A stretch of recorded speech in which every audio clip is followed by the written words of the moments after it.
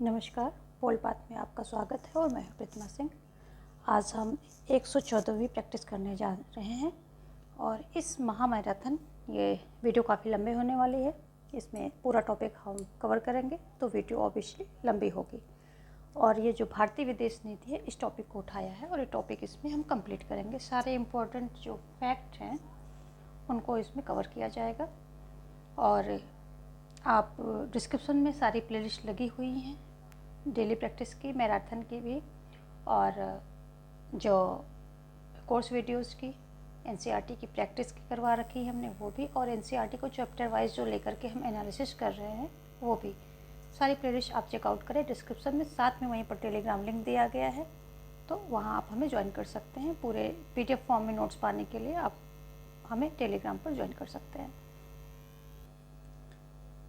अपना notification on कर लें, क्योंकि आजकल जो है क्वेश्चन को एनालिसिस करने में मेरा बहुत टाइम जा रहा है, तो कोई टाइम नहीं होता है कि मैं कब वीडियो अपलोड करूँगी। जो रात का वीडियो है कभी रात में नहीं हो पाता है, तो 12-1 बजे अगर मैं उसको रिकॉर्ड करती हूँ तो फिर सुबह के लिए उसे सेट कर देती हूँ, शेड्यूल कर देती हूँ। ऐसे एनसीईआरटी का भी लेट हो जाता है, तो मैं कोशिश कर रही हूँ सारी चीज़ें एनालिसिस बेसिस पे देने के लिए, तो उस चक्कर में मेरा जो है वीडियो सारे लेट हो रहे हैं। तो अगर आप नोटिफिकेशन ऑन किए रहेंगे तो आपको सारे नोटिफिकेशन मिलते रहेंगे। चलिए देखते हैं आज का पहला क्वेश्चन क्या है। विदेश नीति से संबंधित है, तो आज हम विदेश नीति पे ही सारे क्वेश्चन देखेंगे।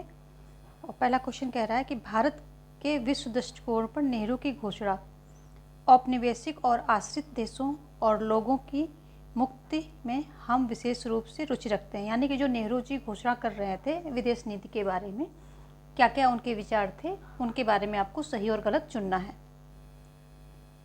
तो दूसरा है, हम नस्लवाद के नाजी सिद्धांत को पूरी तरह से खारिज करते हैं, चाहे कहीं भी और किसी भी रूप में इसका आचरण हो रहा हो। तीसरा, हमारी विदेश नीति के स्तंभों में से एक नस्लीय भेदभाव के खिलाफ लड़ना है। तो ये 3 सेंटेंस यहाँ पर दिए गए हैं और ये आपको बताना है कि जो है नेहरू जी ने के द्वारा ये सेंटेंस कहे हुए सही हैं या नहीं हैं। ये DSSB PGT 2021 का आया हुआ क्वेश्चन है। जितने भी क्वेश्चन मैं यहाँ पे रखती हूँ सारे जो है कहीं ना कहीं किसी एग्ज़ाम में आए हुए होते हैं, वही मैं यहाँ पे रखती हूँ। अब सभी को बताना संभव नहीं है, ये बता दिया, अभी आगे सभी ऐसे ही हैं। तो यहाँ पर ऑप्शन जो है सी सही हो जाएगा यहाँ पर, जिसमें कि 1, 2, 3 यानी कि तीनों सेंटेंस ये सही हैं और नेहरू जी जो हैं इन सभी विचारों से समर्थन करते थे। तो यहाँ पर ऑप्शन सी सही हो रहा है, यानी कि तीनों आंसर जो है आपके सही हैं। आगे देखेंगे, एफ्रो एशियाई के 5 विचारों वाले पंचशील सिद्धांत पर आधारित एक समान विदेश नीति में एकजुट हुए हैं कौन? गैर आक्रामकता एंड हस्तक्षेप, शांतिपूर्ण सह अस्तित्व, ये 3 तो जो है एकजुट हुए हैं। उसके बाद डी और ई में यानी कि 4 और 5 में कौन सी चीज़ें आएंगी वो आपको इन तीनों से उठा करके रखना है। यानी कि यहाँ पर 3 ये नहीं है, ये तो क्वेश्चन है, ये 3, 1, 2 और 3, इन तीनों से उठा करके सही सेंटेंस 2 ऊपर रखने हैं। तो कौन कौन से हैं? किसी देश की संप्रभुता और अखंडता की मान्यता, पारस्परिक सरकारी व्यापार और परस्पर आदर। तो इन तीनों में से कौन से सही सेंटेंस हैं उसके लिए आपको ये कूट में देखना है। बाकी ये तीनों तो ऑलरेडी दिए गए हैं, तो ये इसमें से नहीं, आपको इसमें कुछ नहीं करना है, ये ऑलरेडी दिए हुए हैं आंसर। तो देख लेते हैं, थोड़ा और छोटा करना पड़ेगा। पहला है पहला और चौथा, और पहला तीसरा, और क्या हुआ, अच्छा चौथा भी है, आतंकवाद के खिलाफ संयुक्त मुकाबला। तो पहला कह रहा है, ए कह रहा है पहला चौथा, पहला तीसरा, तीसरा चौथा और पहला दूसरा। तो एक तो ये पहला हो जाएगा, किसी देश की संप्रभुता और अखंडता की मान्यता, ये हो जाएगा। और दूसरा हो जाएगा परस्पर आदर, यानी कि तीसरा कौन हो जाएगा? पहला और तीसरा। ऑप्शन बी जो है यहाँ पर सही हो जाएगा, पहला और तीसरा। ये सेंटेंस सही है, एक ये सेंटेंस सही है और एक परस्पर आदर। ये पारस्परिक सहकारी व्यापार और आतंकवाद के खिलाफ ये सब इसमें जो है नहीं थे। तो अभी देखेंगे हम पंचशील सिद्धांत पर, ये जो है ये सामान्य विदेश नीति में एकजुट हुए थे इन्हीं विचारों पर। और एफ्रो एशियाई जो देश थे उनकी बात हो रही है। ऑप्शन यहाँ पर बी सही हो जाएगा। देखेंगे हम नेक्स्ट क्वेश्चन। भारत की आईसीटी कार्यदल ने किस देश के साथ मिलकर एक रिपोर्ट प्रकाशित की जिसका शीर्षक भारत में संयोजकता का भविष्य, उसका किसका ये जो है शीर्षक था? ऑप्शन है यूएसए, ब्राज़ील, जापान और दक्षिण कोरिया। तो जो भारत है, ये भारत में संयोजकता का भविष्य, तो ये जो है रिपोर्ट हुई थी, यूएसए के साथ मिलकर ये रिपोर्ट प्रकाशित की गई थी। और आईसीटी उपकरणों का प्रयोग जिम्मेदारी के साथ तथा बिना किसी भेदभाव के किस लिए प्रयोग किया जाता है? सूचना को ढूंढने, अन्वेषित करने और विश्लेषित करने और सूचनाओं को आदान प्रदान करने तथा प्रस्तुत करने में लाया जाता है। तो ये सारी चीज़ें आईसीटी से संबंधित हैं। ऑप्शन जो है यहाँ यूएसए ए सही हो जाएगा। अगला है, कश्मीर विवाद को हल करने के लिए संयुक्त राष्ट्र सुरक्षा परिषद द्वारा नियुक्त आयोग में निम्न देशों में से कौन सा एक सदस्य नहीं था? USSR, Argentina, USA, Colombia. कौन नहीं था? तो इसमें जो है ऑप्शन यहाँ पर ए सही हो जाएगा। इसमें जो है यूएसएसआर, ऑप्शन ए, ये सदस्य नहीं था। ये सदस्य जो है नहीं था सुरक्षा परिषद में, क्योंकि भारत और जम्मू कश्मीर विवाद क्या है, ये 1948 में सुरक्षा परिषद के समक्ष गया था। उस समय जो है सुरक्षा परिषद में ये कितने थे कि वहाँ पर सिर्फ उस समय 11 सदस्य थे। 5 जो है अस्थायी थे, 5 स्थायी थे और 6 जो है अस्थायी थे। फिर 1962 में 62 या 65, यहाँ पर मैं थोड़ा सा कंफ्यूज हूँ, यानी कि 1962 था शायद। तो 1962 के बाद जो है 62 में क्या किया गया था कि अस्थायी सदस्यों की संख्या 10 कर दी गई थी। इनकी जो है संख्या 10 कर दी गई थी और उसके पहले यहाँ पर 11 थे। तो जब हमारा ये मामला गया था सुरक्षा परिषद के सामने, तो 5 स्थायी और 6 अस्थायी सदस्य जो है मिलकर के इस पर फैसला लिया था इन्होंने। और इसमें उस समय क्या है, चीन, फ्रांस, ब्रिटेन, अमेरिका और रूस इसमें शामिल थे। तो ये यूएसएसआर नहीं था, क्योंकि यूएसएसआर का सही समय द्वितीय विश्व युद्ध के बाद से शुरू होता है और 90 तक जो है ये शीत युद्ध का सही समय होता है। जो शीत युद्ध होता है, शीत युद्ध का काल जो क्या होता है कि 1945 से लेकर के और जो है 1990 तक जो है शुरू होता है। तो यूएसएसआर उसमें शामिल नहीं था। आगे देखेंगे, यहाँ पर ऑप्शन ए जो है सही हो जाएगा। अगला क्वेश्चन क्या कह रहे हैं कि भारत नेपाल शांति तथा सुरक्षा 1950 की नेपाली माओवादियों ने आलोचना क्यों की? क्योंकि थी जो भारत नेपाल शांति व्यवस्था तथा सुरक्षा पर जो एक संधि हुई थी, समझौता हुआ था, उसको नेपाली माओवादियों ने आलोचना क्यों की थी? संधि असमान प्रवृत्ति की थी, नेपाली पहचान का उभार था, चीन के साथ समदूरी की नीति अपनाई गई थी, यह सभी। तो यहाँ पर जो है ऑप्शन डी सही हो जाएगा, क्योंकि ये सभी बातें इसमें सही हैं। जो ये भारत नेपाल शांति तथा सुरक्षा संधि 1950 में हुई थी नेपाल और भारत के बीच में, ये दोनों दक्षिण एशियाई पड़ोसियों के मध्य ये घनिष्ठ रणनीतिक संबंध जो हुए थे और ये द्विपक्षीय जो है संधि थी, यानी कि 2 पक्ष इसमें शामिल थे। और उस समय जो है नेपाली पहचान का उभार आरंभ हुआ था और चीन के साथ अपनाई गई समदूरी के कारण भारत नेपाल शांति सुरक्षा को असमान प्रकृति का मानते हुए क्या कहा था कि माओवादियों ने इसकी जो है आलोचना की थी। तो ये यहाँ पर जो है सभी सही हो जाएगा। विदेश नीति, इसको आप ध्यान से देखेंगे तो ही सारे कॉन्सेप्ट आपके क्लियर होंगे। निम्नलिखित में से कौन एक विदेश नीति का निर्धारक तत्व नहीं है? यहाँ विदेश नीति का निर्धारक तत्व की बात हो रही है, तो कौन नहीं है? जनसंख्या नहीं है, भूगोल नहीं है, प्राकृतिक संसाधन नहीं है या कूटनीति नहीं है। तो यहाँ पर जो है विदेश नीति का निर्धारक तत्व कौन सा नहीं है? तो जनसंख्या नहीं है। जो किसी भी देश की विदेश नीति को निर्धारित करने वाले तत्वों में कौन कौन शामिल हो सकते हैं? भौगोलिक स्थिति, परंपराएं, संस्कृति वहाँ की, और वहाँ आर्थिक विकास कैसा है, आर्थिक विकास का स्तर, सैनिक बल तथा अंतर्राष्ट्रीय परिस्थितियाँ।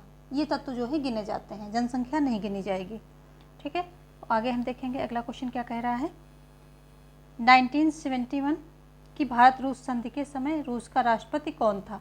जो 1971 की भारत रूस संधि हुई थी, तो इस समय जो है रूस का राष्ट्रपति कौन था। स्टालिन था, गोरबाचेव थे, या लियोनी ब्रेजनेव थे, या पूरी आंद्रोपोव थे। तो कौन था इस समय जब इनकी संधि हुई थी, रूस और भारत की संधि हुई थी। उस समय जो पाकिस्तान, चाइना और अमेरिका का एक त्रिकोणीय जो वहाँ पर कुछ बन रहा था, उनके तीनों के बीच में खिचड़ी पक रही थी, तो उसको देखते हुए इंदिरा गांधी ने जो है एक यहाँ पर ये संधि जो है की थी।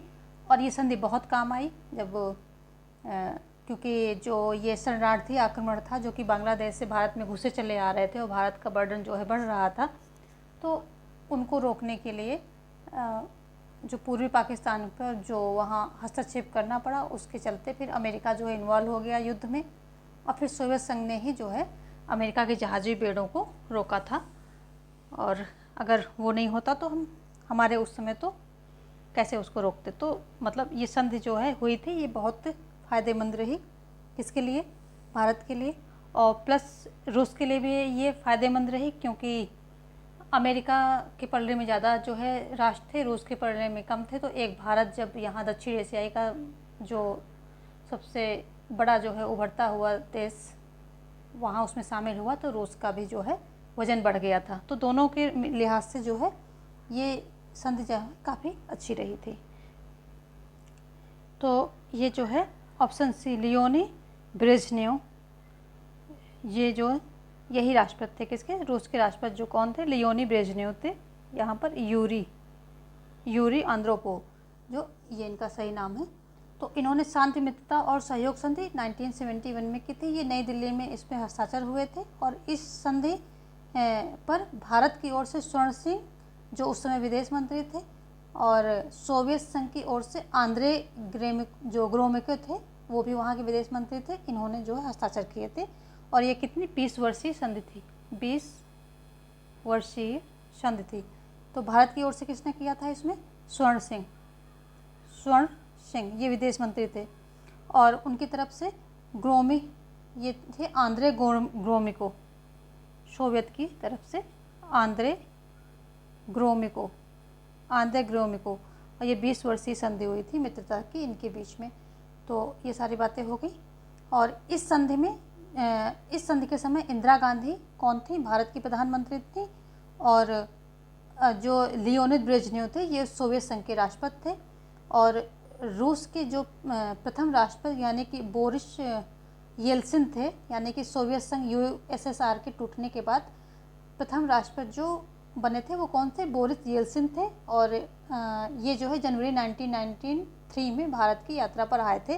तो ये एक महत्वपूर्ण तथ्य है, इसको यहीं पर देख लीजिए। जब हम बात यूएसएसआर की कर रहे हैं तो कौन थे? Boris Yeltsin. ये प्रथम राष्ट्रपति थे रूस के। जब ये टूटा था सोवियत एसएसआर, तो रूस के ये प्रथम राष्ट्रपति थे। और आए कब थे दौरे पर? 1993 में भारत की यात्रा पर जो है ये आए थे। तो ये जो है सोवियत एसएसआर टूटने के बाद ये हुआ था। और इनका हाथ था जो बोरिस येल्सिन थे, तो इनका जो है लोगों को मतलब एक प्रकार से बंधन से, जैसे लोग समझ रहे थे, जो आंदोलन हुआ, जो वहाँ पर ये लोगों ने आवाज़ उठाई, विरोध किया, इन सब में इनका जो है रोल था, यानी कि इन्होंने सपोर्ट किया था। तो और उसके बाद फिर यही जो है रूस के प्रथम राष्ट्रपति बन गए थे। ऑप्शन सी जो है यहाँ पर सही हो जाएगा। देखेंगे हम अगला क्वेश्चन।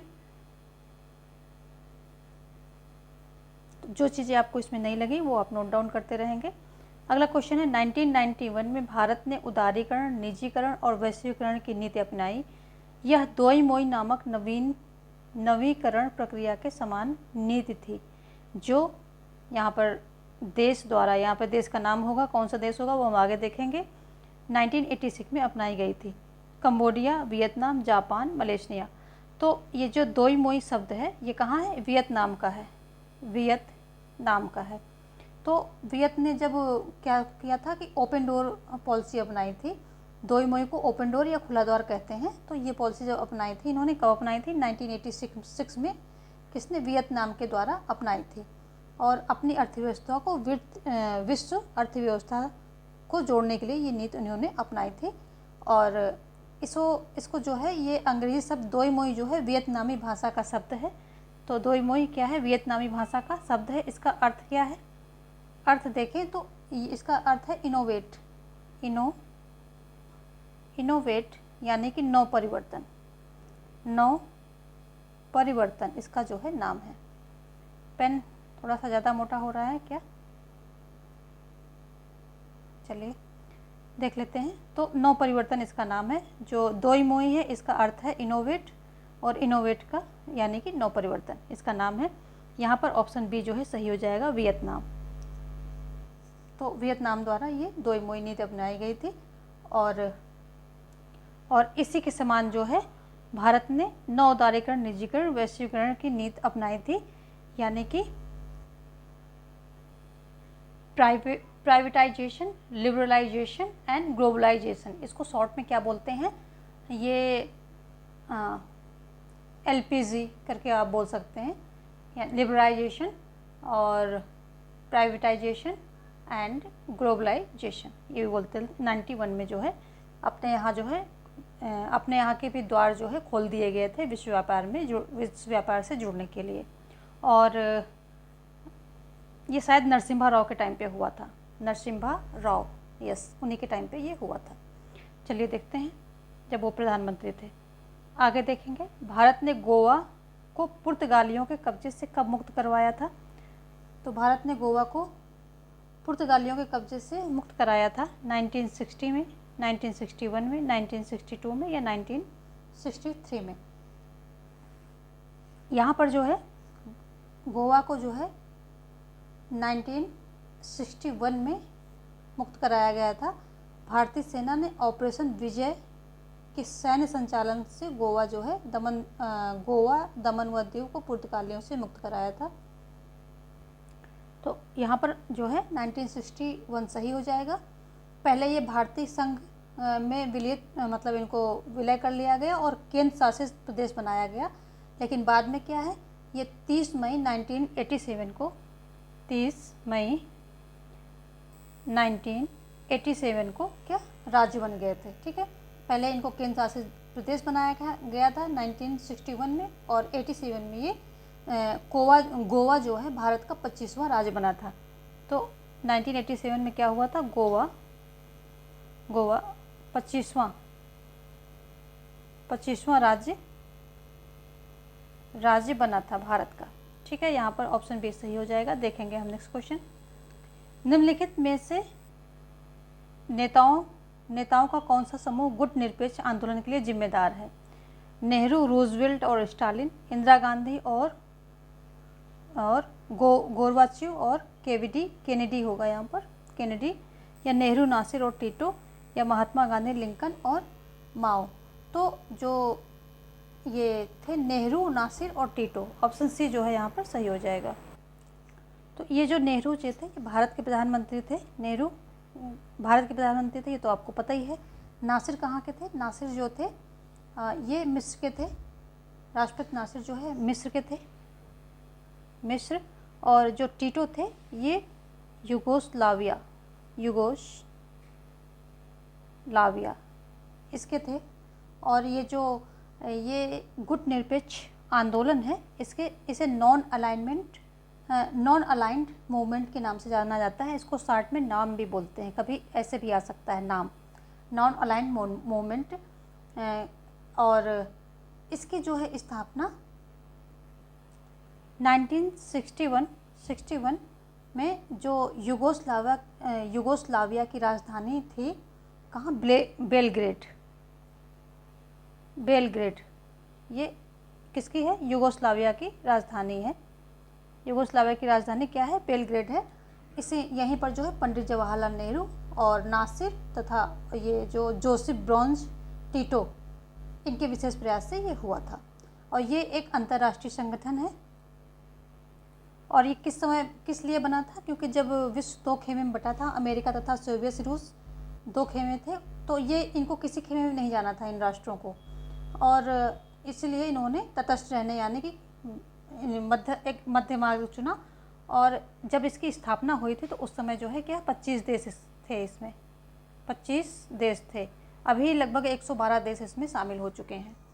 तो ये सब इसकी जो है इम्पोर्टेंट चीज़ें हैं। नेहरू, नासिर और टीटो, 2 और जो थे नेता थे, एक घाना के थे, एक कहीं और के थे। तो हाँ, कुल मिलाकर के 5 को जो है संस्थापक देश माना जाता है, क्योंकि वो जो नेता थे उन्होंने बहुत बड़े लेवल पे जाकर के इस जो है नाम को सपोर्ट किया था, तो इसलिए उनका भी नाम जो संस्थापक उसमें जो व्यक्ति हैं यानी कि जो नेता हैं उनके रूप में आता है। तो वो मैंने एनसीईआरटी में आपको पढ़ा रखा है। एक घाना के हैं, एक कोई और हैं, 5 हैं। अगर 3 की जगह पर कभी 5 आते हैं तो वो भी आपको आइडेंटिफाई करने होंगे, सेग्रीगेट करना होगा।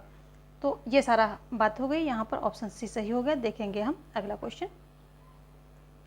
जो 1962 के भारत चीन युद्ध के बाद भारत और चीन ने किस वर्ष पूर्ण राजनयिक संबंध बहाल किए थे? 1962 में भारत चीन युद्ध हुआ था, सभी को पता है। और फिर उसके बाद जो है पहले तो ये इनमें संबंध जो है बहुत अच्छे थे, भारत चीनी भाई भाई बोले जाते थे। लेकिन जब ये युद्ध हो गया था तो उसके बाद ये दोनों दोस्त एक दूसरे के शत्रु बन गए थे और सारे जो है संबंध ख़त्म कर दिए गए थे। सारे राजनयिक संबंध जो है समाप्त हो गए थे। और 1962 के युद्ध के बाद जो है जब इंदिरा सरकार 1967 में चीन के साथ पुनः राजनयिक संबंध को स्थापित किया था, यानी कि प्रारंभ किया था। तो कब किया था? 1976 में। 1976 में इन्होंने किया था। तो ऑप्शन ए यहाँ पर सही हो रहा है। और इन्होंने जो है जो KR नारायण थे उनको चीन में भारत का राजदूत नियुक्त किया था। तो ये भी है KR नारायण को चीनी जो है चीनी राजदूत नियुक्त किया था। इंदिरा गांधी उस समय जो है प्रधानमंत्री थी और उन्होंने ही जो है ये राजनयिक संबंध फिर से चीन के साथ बहाल किए थे। और KR नारायण जो थे वो पूर्व राष्ट्रपति और उपराष्ट्रपति थे, यानी कि ये पूर्व राष्ट्रपति और उपराष्ट्रपति रह चुके हैं। तो यहाँ पर ऑप्शन जो है ए सही हो जाएगा। कुछ हम और देख लेंगे। भारत और चीन के मध्य जो सीमा रेखा है वो उसका नाम क्या है? उसका नाम है मैकमोहन रेखा। ये जो सीमा रेखा है भारत और चीन के बीच में, भारत चीन सीमा रेखा जो है, सीमा रेखा, ये क्या है? मैकमोहन है इसका नाम। और ये जो तत्कालीन ब्रिटिश सरकार में विदेश सचिव रहे सर हेनरी मैकमोहन ने खींची थी। तो किसके नाम पर है ये जो हेनरी मैकमोहन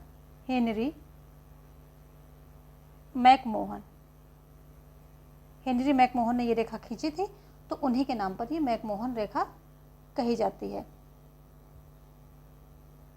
भारत क्या है जो ये रेखा है इसको मानता है और इसे स्वीकारता भी है, लेकिन चीन ना तो इसे मानता है और ना ही स्वीकार करता है, इसलिए वो बार बार जो है घुसपैठ करने की कोशिश करता रहता है। तो हेनरी मैकमोहन ने खींची थी ब्रिटिश समय में। मैकमोहन इसका नाम है। भारत चीन सीमा रेखा है। चलिए देखते हैं अगला क्वेश्चन। इसका आप लोग स्क्रीनशॉट ले लें और फिर जो है हम दूसरा कुछ बताएंगे। यहाँ देखते हैं, एक और फैक्ट देख लीजिए नेपाल के बारे में।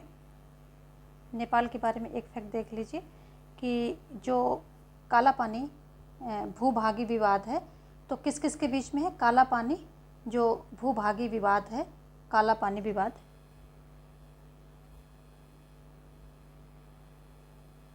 काला पानी भूभागी विवाद है, यानी कि भू विवाद है जो, तो ये किसके बीच में है? नेपाल और भारत के बीच में है। तो ये काला पानी पर 3 देशों के बॉर्डर आते हैं, भारत, नेपाल और चीन। और काला पानी से होकर महाकाली नदी गुजरती है, जिसे भारत में शारदा नदी और नेपाल में काली नदी के नाम से जाना जाता है। भारत काला पानी को उत्तराखंड राज्य के पिथौरागढ़ जिले के धारचूला तहसील का हिस्सा मानता है और वर्तमान में नेपाल के मध्य जमीन को लेकर सीमा विवाद का कारण बना हुआ है। तो जो काला पानी भूभागी विवाद है ये किसके बीच में है? नेपाल और भारत के बीच में है। और जो ये महाकाली नदी निकलती है यही जो है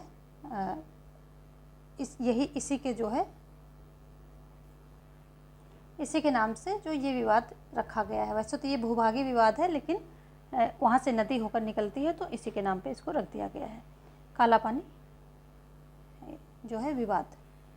यहाँ पे और देखेंगे भारत चीन के बीच जो है ये पंचशील समझौता कब हुआ था, हस्ताक्षर इस पे कब होते हैं? तो पंचशील समझौते पे 1954 में जो है हस्ताक्षर किए जाते हैं, यानी कि ये समझौता होता है चीन और भारत के बीच में।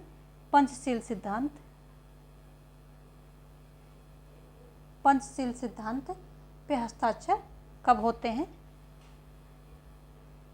1954 में होते हैं। अच्छा, पंचशील सिद्धांत के जो है कौन कौन से इसके जो है सिद्धांत इसमें यानी कौन कौन से नियम शामिल किए गए थे इस सिद्धांत में? तो एक दूसरे की प्रादेशिक अखंडता व स्वतंत्रता का पारस्परिक सम्मान करना। तो नंबर 1 अखंडता, स्वतंत्रता का सम्मान, अखंडता स्वतंत्रता का सम्मान करना था। दूसरा आक्रमण ना करना, यानी कि आक्रमण ना करना, यानी कोई किसी पर आक्रमण नहीं करेगा, आक्रमण नहीं करना। तीसरा आंतरिक मामलों पर हस्तक्षेप ना करना, यानी कि अहस्तक्षेप, जो आंतरिक मामले हैं, अहस्तक्षेप किसमें? आंतरिक मामलों में, जो आंतरिक मामले होंगे उसमें हस्तक्षेप की नीति अपनाई जाएगी, यानी कि हस्तक्षेप नहीं करेगा कोई एक दूसरे को उसमें। और समानता के अधिकार पर एक दूसरे को लाभ पहुंचाना, तो जो है समानता के आधार पर लाभ, एक दूसरे को लाभ पहुंचाएंगे। और शांतिपूर्ण सह अस्तित्व, पांचवा क्या था? शांतिपूर्ण सह अस्तित्व।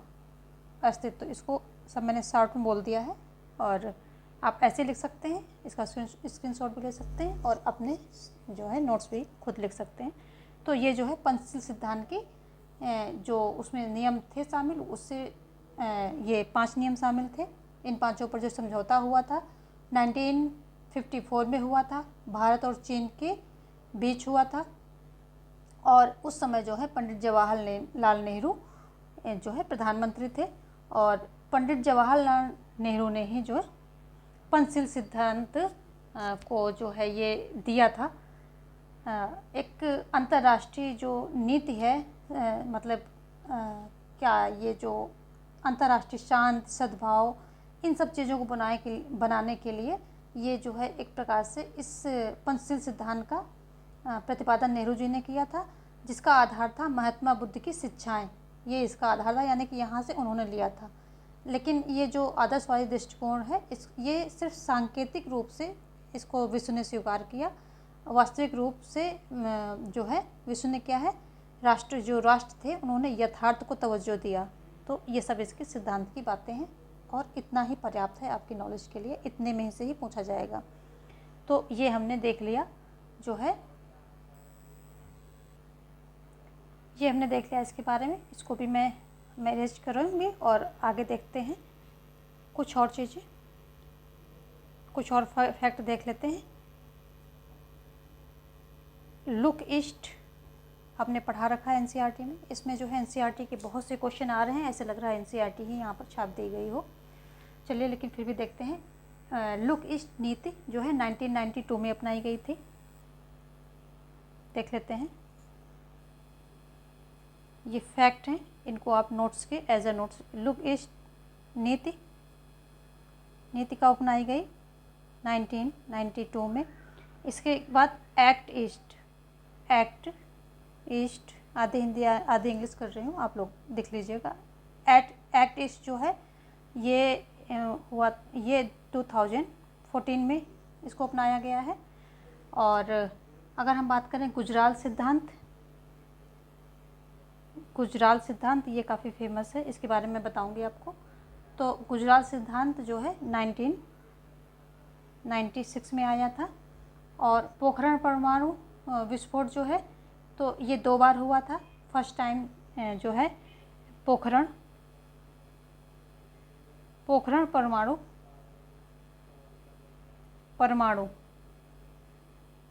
परमाणु ये 2 बार आया। फर्स्ट आता है 1974 में आता है, सेकंड कब आता है 1998 में आता है। और इसमें जो है जब पहला हुआ था इंदिरा गांधी पीएम थी, दूसरे में अटल बिहारी पीएम थे। लाहौर बस कूटनीति को अगर हम देखें तो ये लाहौर बस जो कूटनीति थी ये कब आई थी, 1999 में आई थी। ठीक है, और ये सारी बातें हो गई जो कुछ प्रमुख नीतियाँ ली गई, अपनाई गई हैं, विदेश नीतियाँ हैं उनके बारे में। अब हम गुजराल सिद्धांत के बारे में देखेंगे, इसको इरेज करेंगे हम, तो आप स्क्रीनशॉट ले सकते हैं।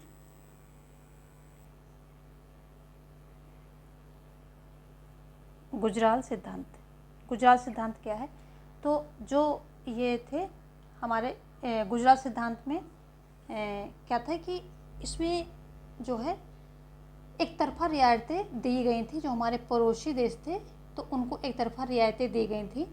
और इसका कहना था, तो ये जो इंद्र कुमार गुजराल थे, इंद्र कुमार गुजराल थे, इन्होंने गुजराल सिद्धांत दिया था। और ये बतौर विदेश मंत्री, जब ये विदेश मंत्री थे तब दिया था इन्होंने, विदेश मंत्री थे उस समय दिया था। कब, 1996 में दिया था, जब ये विदेश मंत्री के पद पर थे उस समय। और उस समय जो एच देवी गौड़ा भारत के प्रधानमंत्री थे, तो एच देवी गौड़ा ये क्या थे, पीएम थे। और इस सिद्धांत का सार तत्व यह है कि भारत अपने पड़ोसियों की एक तरफा मदद करेगा और उसके बदले में पड़ोसियों के किसी चीज़ की अपेक्षा नहीं करेगा। तो किसी चीज़ की अपेक्षा नहीं करेगा, ये इसकी जो है एक सार तत्व था। और पड़ोसियों की जो है ये क्या, मदद करता रहेगा। और क्वेश्चन ऐसे भी आ सकता है कि किस प्रधानमंत्री ने पड़ोसी देशों के साथ एक तरफा रियायतें देने वाली विदेश नीति को अपनाया था, तो किसने अपनाया था, तो यहाँ पर आ जाएगा इंद्र कुमार गुजराल आ सकता है। तो ये क्या था कि जब इन्होंने विदेश नीति दी थी तब तो वो विदेश मंत्री थे, लेकिन ये पीएम के पद पे भी रह चुके हैं। तो ये मतलब ऐसे भी क्वेश्चन पूछ सकता है कि किस प्रधानमंत्री ने क्या है ये रियायतें देने वाली विदेश नीति को अपनाया था। तो आप इसको इंद्र कुमार गुजराल जो है वहाँ दे सकते हैं। तो ये बातें हो गई गुजराल सिद्धांत के बारे में। चलिए अब हम इसको भी इरेज करेंगे और देखते हैं कुछ और। इसको इरेज करते हैं। अगला हम देखेंगे इंडिया कॉकस। देख लेते हैं कि ये क्या है। तो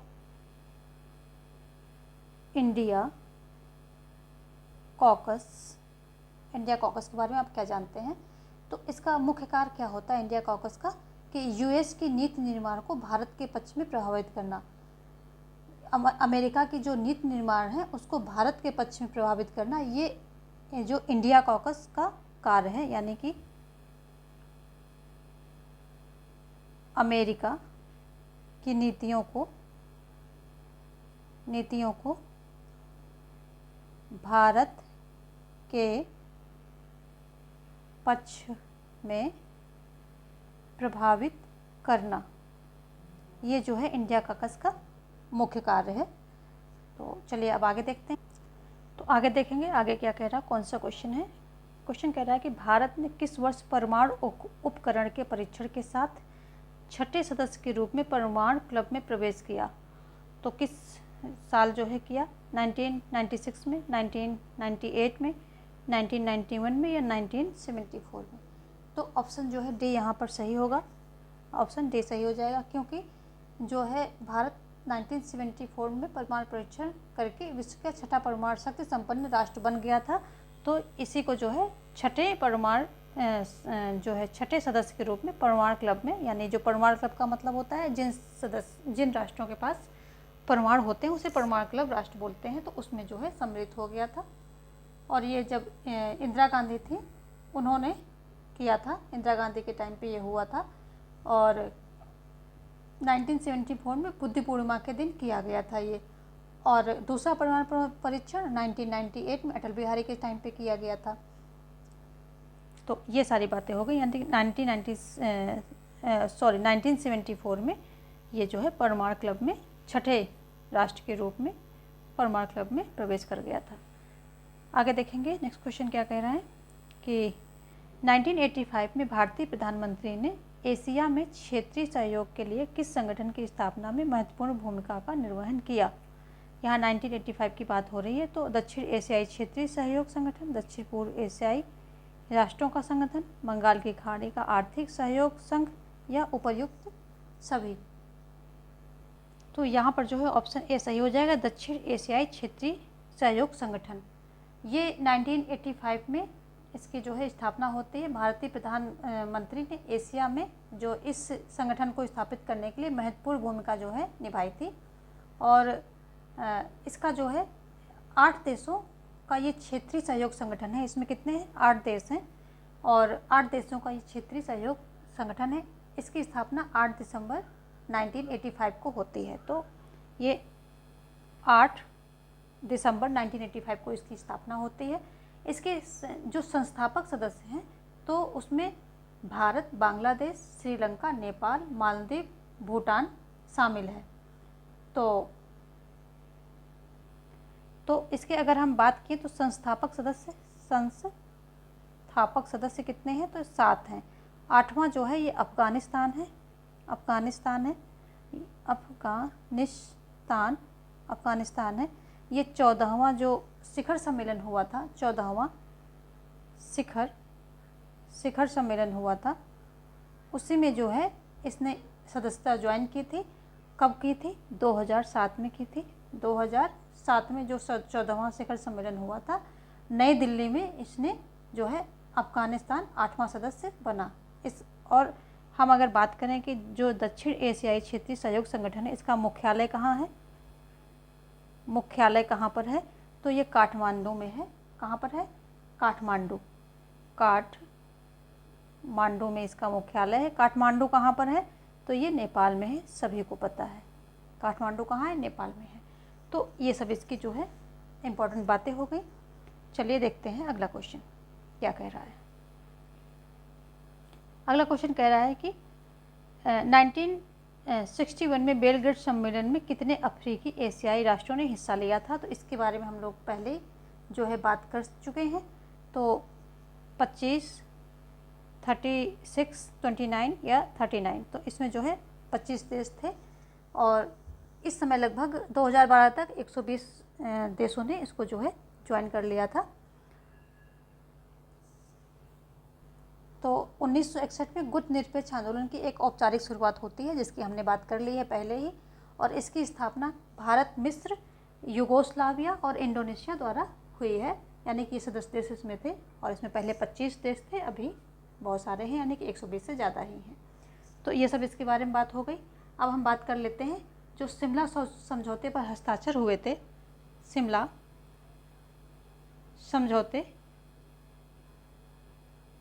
समझौते पर जो हस्ताक्षर हुए थे ये किसके किसके बीच हुए थे? तो एक इधर थी इंदिरा गांधी भारत से थी, इंदिरा गांधी भारत से थी और उधर से थी बेनजीर भुट्टो। तो बेनजीर भुट्टो नहीं, भुट्टो थे ये। इन दोनों के बीच जो ए भुट्टो थे, तो जो इन्हीं दोनों के बीच में जो है क्या हुआ था कि ये ट्रीटी जो है शिमला समझौता पर हस्ताक्षर किए गए थे। तो यहाँ पर जो है,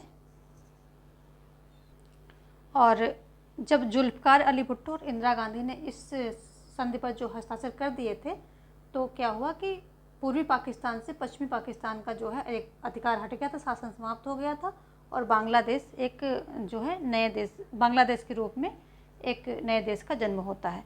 तो जो जुल्फ़िकार अली भुट्टो थे ये और इंदिरा के बीच में जो है ये साइन हुआ था शिमला समझौते का। एक और जो है जान लीजिए, अपना पड़ोसी देश जो बांग्लादेश है, इससे संबंधित नूरमूर, जो नूरमूर द्वीप और चकमा शरणार्थी, नूरमूर द्वीप और चकमा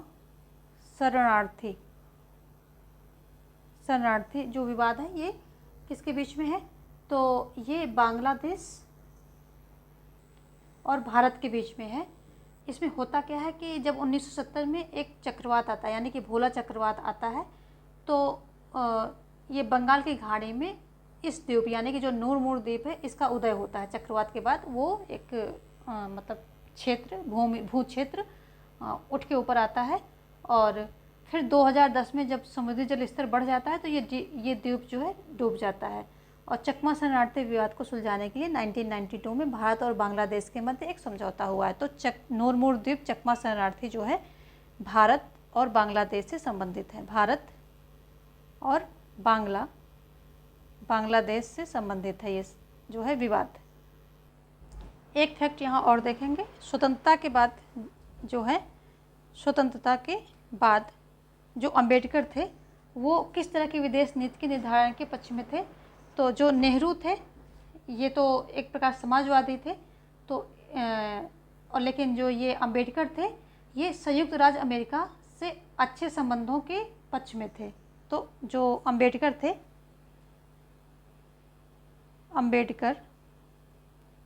ये संयुक्त राष्ट्र संघ से जो है संबंधों के पक्ष में थे, अच्छे संबंधों के पक्ष में थे।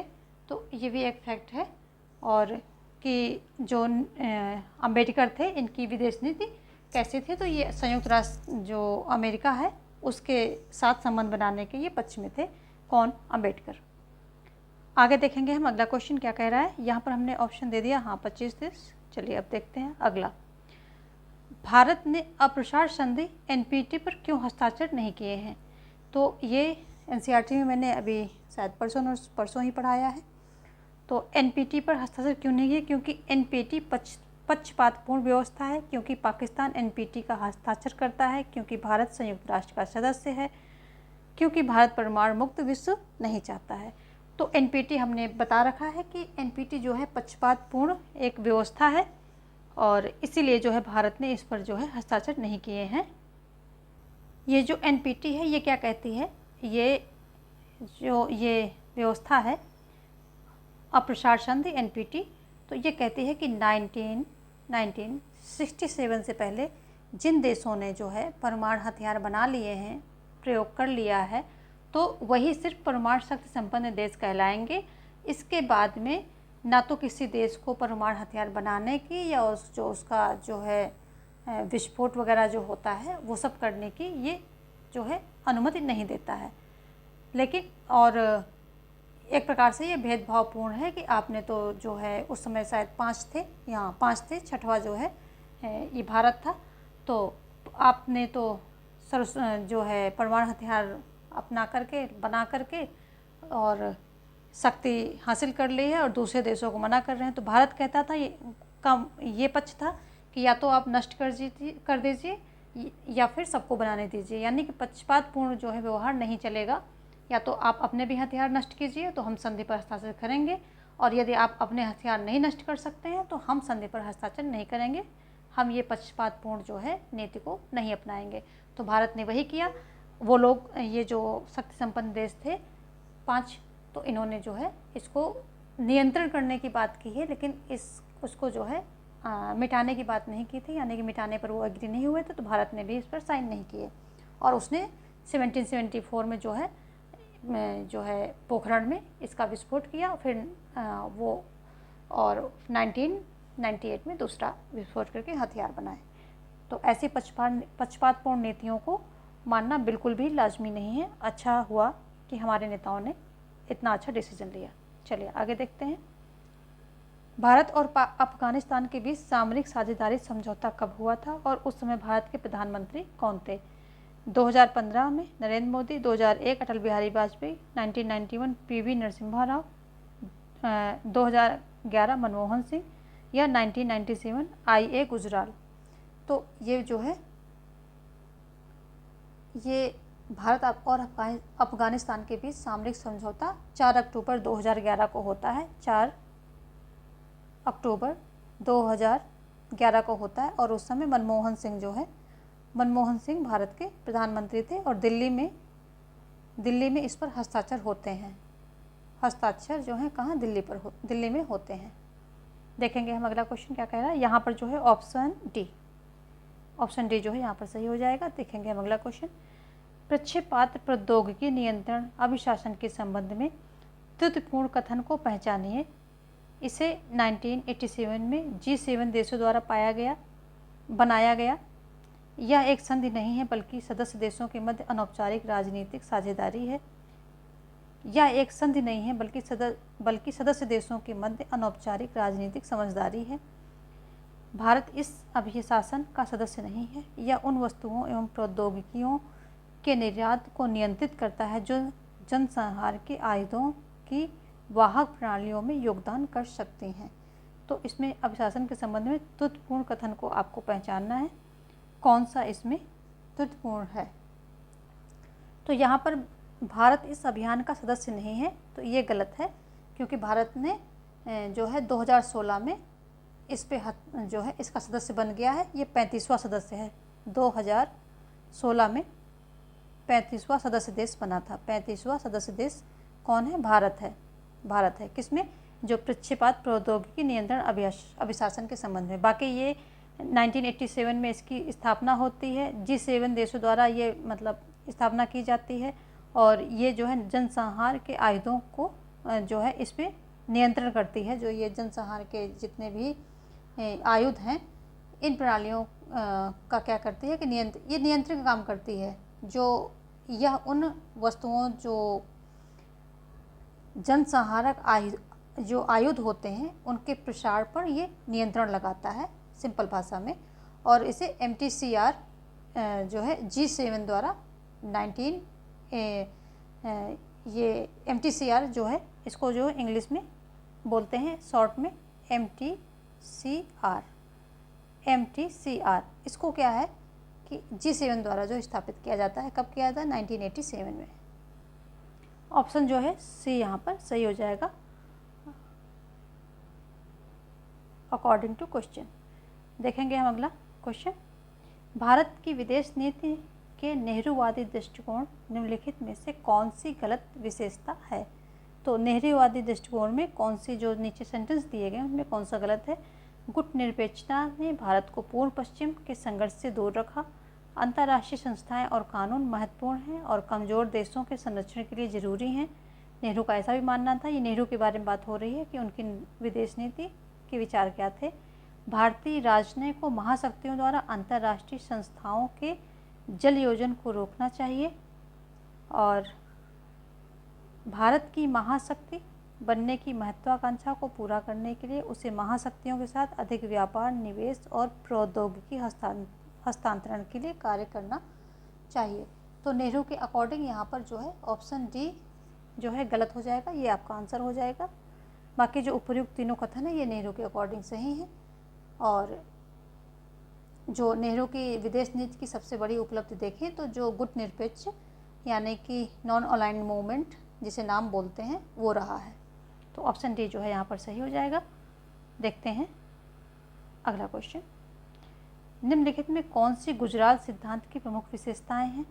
तो गुजराल सिद्धांत जिसके बारे में अभी हमने बात की थी, तो कौन सी विशेषताएं हैं? दक्षिण पूर्व एशियाई राज्यों के साथ संबंधों को मजबूत करना, दक्षिण एशिया के छोटे पड़ोसी देशों के साथ संबंधों को सुधारने में परस्पर लाभ की मांग नहीं करना, दक्षिण एशियाई राज्यों के साथ द्विपक्षीय संबंधों को मजबूत करना, पाकिस्तान के साथ संबंधों को सुधारना। तो हमने जैसे अभी बात की थी कि गुजराल सिद्धांत का जो है एक यही विशेषता थी कि ये क्या कहते हैं कि मतलब पड़ोसी देशों की जो है मदद करो, लेकिन उनसे कोई मांग मत करो, उसके मतलब बदले में कुछ उनसे उम्मीद मत रखो। तो यही इनकी प्रमुख विशेषता है। तो ये हो जाएगा यहाँ पर ऑप्शन बी सही कि दक्षिण एशियाई के छोटे पड़ोसी देशों के साथ संबंधों को सुधारने में परस्पर लाभ की मांग नहीं करना है। उनकी मदद कर दो, लेकिन ऐसा मत सोचो कि उसके बदले में आप भी कुछ लो। ये 1996 में जो है 1996 में गुजराल जब विदेश मंत्री थे उस समय ये गुजराल सिद्धांत विदेश नीति जो है दिया गया था। गुजराल सिद्धांत उस समय दिया था। और यानी कि एक तरफा मदद की बात इसमें की गई है। अगर हम इसको एक बहुत ही सिंपल देखें तो एक तरफा मदद कर दो और उसके बदले में कुछ वहाँ से उम्मीद मत करो। ऑप्शन बी यहाँ पर सही हो जाएगा। देखेंगे हम नेक्स्ट क्वेश्चन। ऐसे कौन से कारक थे जिन्होंने भारत को अपनी पश्चिम एशिया नीति के भाग के रूप में इजराइल के साथ 1948 से 1991 तक अच्छे संबंध बनाने से वंचित रखा? तो कौन से कारक थे और नीचे कोड भी दिया गया। पहले हम कारक सेंटेंस देख लेते हैं। भारत देश में बड़े मुस्लिम समुदायों को नाराज़ नहीं करना चाहता था। भारत सोवियत संघ और साम्यवादी गुट से अच्छे संबंध रखना चाहता था। भारत गुट निरपेक्ष आंदोलन को मजबूत करना चाहता था। भारत कश्मीर मुद्दे पर पाकिस्तान के विरुद्ध पश्चिम एशिया का समर्थन चाहता था। भारत पश्चिम एशिया से तेल और पेट्रोलियम की आपूर्ति बिना रुकावट चाहता था। तो ये आपके सारे सेंटेंस होंगे। अब हम कोट देखेंगे तो इसमें जो है पहला, दूसरा और चौथा नहीं होगा, पांचवा होगा। भारत पश्चिम एशिया से तेल और पेट्रोलियम की आपूर्ति बिना रुकावट चाहता था। तो ये जो है पहला, दूसरा और पांचवा, यहाँ पर जो है ऑप्शन जो है यहाँ पर सही कोई पहला, दूसरा और पांचवा, ऑप्शन ए जो है यहाँ पर सही हो जाएगा। चलिए देखेंगे हम अगला क्वेश्चन। निम्नलिखित में से कौन सी परियोजना भारत आसियान संबंधों से जुड़ी हुई नहीं है? भारत आसियान संबंधों की बात हो रही है। मागदेचु परियोजना या मेकांग गंगा परियोजना या कालादान परियोजना या त्रिपक्षीय राजमार्ग परियोजना? तो ऑप्शन ए यहाँ पर सही होगा। मांगदेचु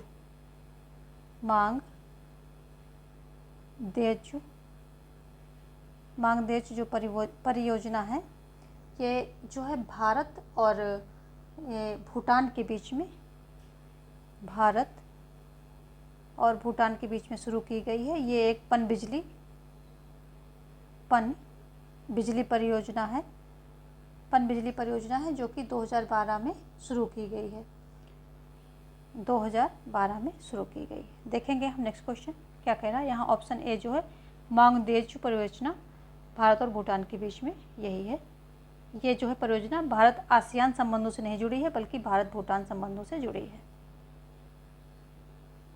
आगे देखेंगे। भारत के ईरान एवं अफगानिस्तान के साथ हाल ही में हुए चाबहार बंदरगाह समझौते के संबंध में निम्नांकित कथनों पर विचार कीजिए। तो जो चाबहार बंदरगाह समझौता है इसके बारे में जो सही कथन है वो देखने होंगे। इससे मध्य एशिया की ओर भारत की पहुंच सुविधाजनक होगी। यह इस क्षेत्र में चीन के बढ़ते प्रभाव को प्रतिकार करेगा।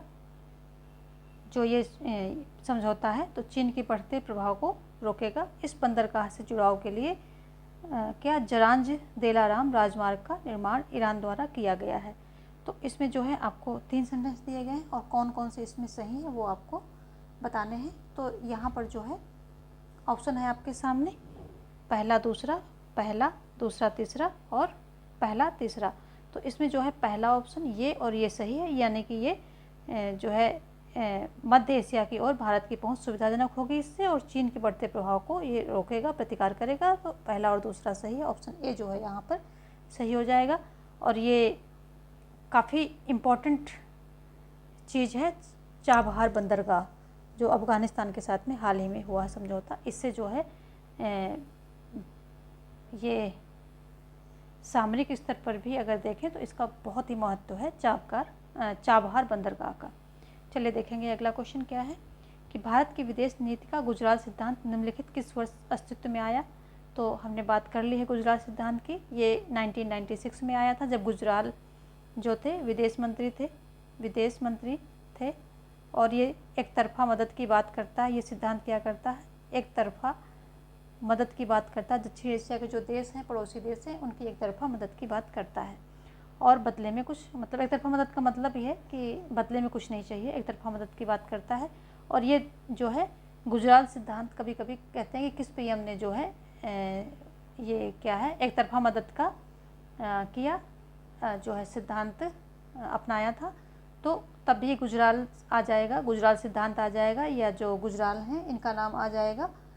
तो ये बात ध्यान रखना है कि ये विदेश मंत्री थे तब इन्होंने ये सिद्धांत दिया था, लेकिन ये पीएम भी रह चुके हैं, तो इनका पीएम के रूप में भी इनको पूछ लिया जाता है। चलिए आगे देखेंगे अगला क्वेश्चन क्या कह रहा है।